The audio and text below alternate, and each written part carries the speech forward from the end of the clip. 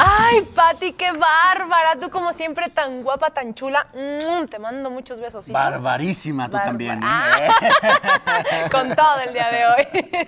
Y bueno, pues estamos en la sección de la entrevista. Y bueno, pues Rodrigo Murray entrevistó ¿a quién? A José Woldenberg. Exactamente. Gran político de originalidad polaca. Exactamente. Pero mexicano.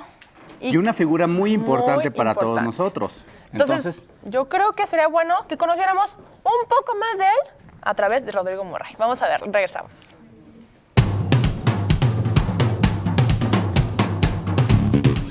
Doctor José Woldenberg. No, que no. Gracias por abrirnos la puerta de tu oficina. ¿Cuántas horas pasas aquí? Realmente paso pocas horas, porque este es un cubículo sobre todo para recibir alumnos.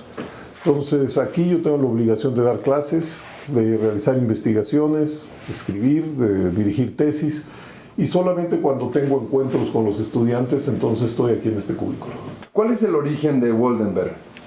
Mi familia, mis abuelos llegaron de Polonia, de un pequeño pueblo que se llama Pisk.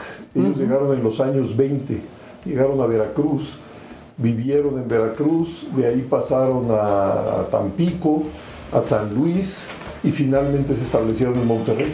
Era una especie de flujo migratorio que combinaba razones económicas y políticas. O sea, venían de alguna manera a ser la América, por un lado, pero al mismo tiempo en esa zona era una zona donde, digamos, los judíos tenían una situación bastante complicada. Eran los años de la primera posguerra mundial y también resentían mucho lo de los pogromos y demás, las persecuciones. Entonces se mezcla, digamos, las razones de la migración, razones de carácter económico y, digamos, político. A mí lo que me hizo estudiar primero sociología y luego involucrarme en el sindicalismo universitario y luego en la construcción de los partidos de izquierda, creo que tiene que ver con el impacto que el 68 tuvo en los que éramos jóvenes en aquel entonces. Yo estudié en la preparatoria número 4, en la Vidal Castañeda y Nájera, que está ahí en Observatorio. Y en el segundo de prepa a mí me tocó, digamos, el movimiento del 68. No participé gran cosa, ¿no? Pero creo que ese movimiento realmente marcó a esa generación. Y creo que ese fue como el resorte que se activó para estudiar sociología, por un lado, y para luego, pues, participar en política. Primero yo me involucré en el proyecto de organización de los profesores universitarios. Allá por 1972, un grupo de profesores, sobre todo en la Facultad de Ciencias Políticas, de Ciencias, de Economía, se empezaron a reunir luego de que dos tipos se habían apoderado de la rectoría de la universidad, cuando el rector era Pablo González Casanova, los tristemente célebres Castro Bustos y Falcón.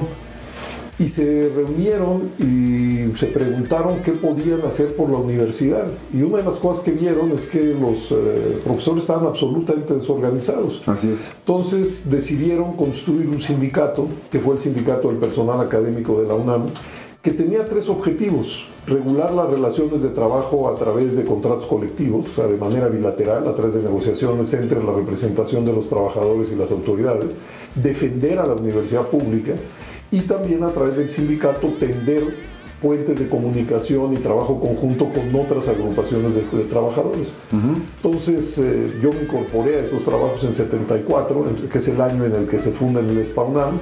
Fui parte de su primer comité ejecutivo.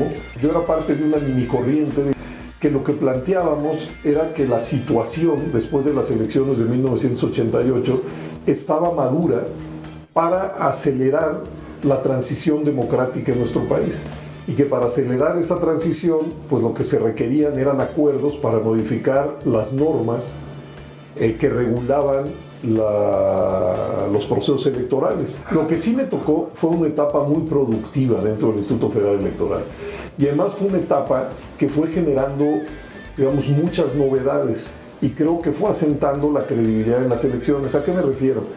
1994 fue un año muy duro. Se vivió en México con enorme tensión, y no era para menos. Digo, había habido un levantamiento armado. Arrancó el año así. Habían matado al candidato a la presidencia que estaba destinado a ganar. Luego mataron a Ruiz Massieu. fue un año realmente muy duro, de mucha tensión, pero las elecciones salieron bien, esa es la verdad. Y luego, en 1997, fueron las primeras elecciones para elegir a jefe de gobierno en el DF. En aquel entonces no había instituto local, entonces se le asignó al IFE. ¿Y qué fue lo que sucedió en las elecciones locales? Que ganó el ingeniero Cárdenas. Y 1997 son las primeras elecciones donde ningún partido político tiene mayoría en la Cámara de Diputados. Luego vinieron las elecciones del año 2000, que fue la primera vez que se dio alternancia en el Poder Ejecutivo a través de elecciones. Después de más de 70 años, claro. Y luego fue la primera vez que en el Senado de la República nadie tuvo mayoría.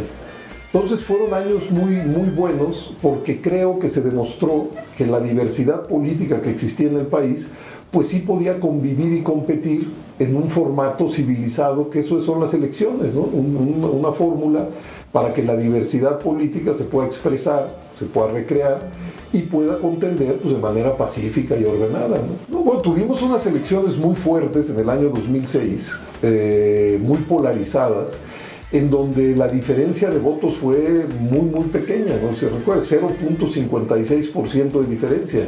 Y esa tensión pues, generó pues, un discurso que hablaba de fraude, y por supuesto que cuando la segunda fuerza política del país dice que hubo fraude, pues franjas muy importantes de ciudadanos creen esa versión, ¿no? Claro. Ahora, yo digo que de todas maneras México tiene un enorme capital, que es que todas las corrientes político-ideológicas más o menos implantadas en el país, todas tienen el compromiso de llegar a los cargos ejecutivos o legislativos a través de la vía electoral. Correcto. Entonces, si a veces falla algo, etcétera, etcétera, pues hay que mejorarlo, hay que pulir los eslabones del proceso.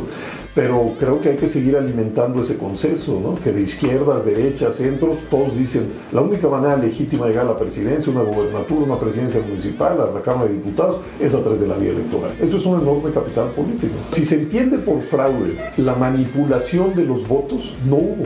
Y tan no hubo que nadie lo ha podido probar. Ya han pasado los años y los años. ¿Y por qué digo que no puede haber un fraude maquinado? ¿Por qué? Porque hay que ver quiénes están en las casillas. En las casillas, que son los que hacen el cómputo de los votos, está un presidente, un secretario y unos escrutadores que salen de un sorteo y son capacitados. Pero no están ellos solos, están los representantes de los partidos. Los representantes de los partidos. Y los grandes partidos cubren más del 80% de las casillas cada uno. Ahí, ante sus ojos, se hace el cómputo de cada casilla y se levanta un acta.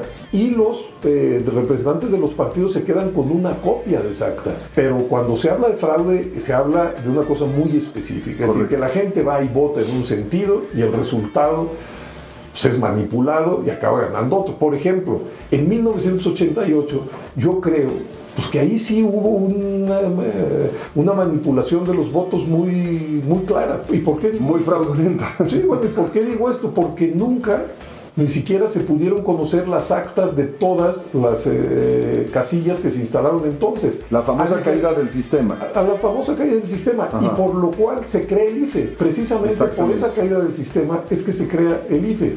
Bueno, ¿cuál es la enorme novedad? Cualquier gente que quiera ver los resultados de las elecciones a partir de 1991 hasta la fecha, puede ir y consultar acta por acta de cada una de las casillas. Eso no se puede hacer para el 88. Claro. Pero de todas las elecciones a partir de 1991, ahí están las actas de todas las casillas. ¿Cómo se financian los partidos? En el presupuesto de egresos de la Federación están sus partidas y el Instituto Federal Electoral se los va dando mes a mes. ¿Cómo fluye el dinero de la Secretaría de Hacienda al IFE y del IFE a los partidos? Esa es la manera. Entonces, ¿qué fue lo que hace el IFE? Esa multa se cobró a lo largo de varios meses, incluso años, creo que 2 años. Ajá. Entonces se le iba descontando de esas partidas. ¿Y qué es lo que hace el IFE? Le dice a Hacienda, pues quita 1,000 millones y demás, ¿no? O sea, esas multas lo bueno es que sí se cobran, es decir, no son simbólicas.